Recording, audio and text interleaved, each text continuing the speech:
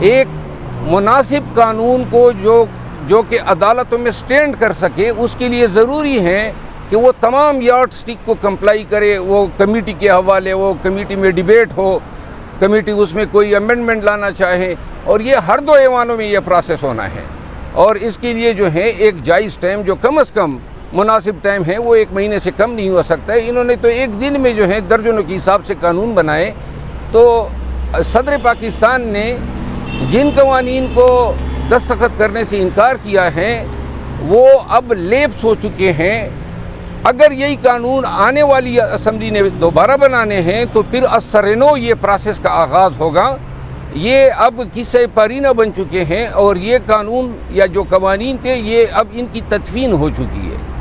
یہ بتا دیں کہ صدر پاکستان نے جن بلز کو مسترد کیا ہے ٹیکنیکلی آئین اور قانون کی روح سے، وہ بل اب نئی اسمبلی جو منتخب شدہ آئے گی وہ ان بلز کو پاس کر سکتی ہے، یا نگران سیٹ اپ کے پاس کوئی اختیارات ہے کہ ان بلز کو وہ پاس کر سکتے ہیں؟ نگران سیٹ اپ کے پاس تو کوئی اختیار نہیں ہے، کیونکہ بل کا جائزہ لینا وہ کابینہ کا کام نہیں ہوتا ہے، وہ ایوان کا کام ہوتا ہے، پارلیمان کا کام ہوتا ہے. پارلیمان جو ہے اب صرف سینٹ رہ گئی ہیں، اور سینٹ آدھی پارلیمان ہے، وہ کوئی قانون سازی از خود نہیں کر سکتی ہے.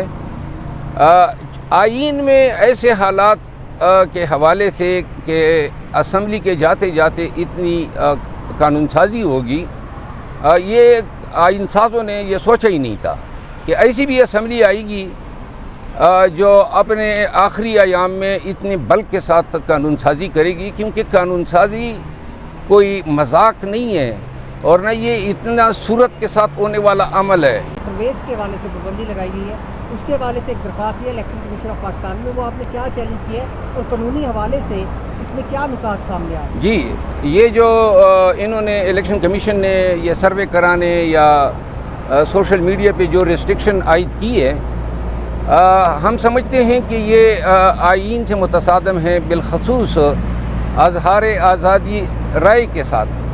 یعنی آپ یہ چاہتے ہیں کہ لوگ، پاکستانی قوم میڈیا کے ذریعے یہ نہ جان سکے کہ کس جگہ یا کس شہر میں کیا ٹرینڈ، کس کا ٹرینڈ، کس پارٹی کا ٹرینڈ چل رہا ہے.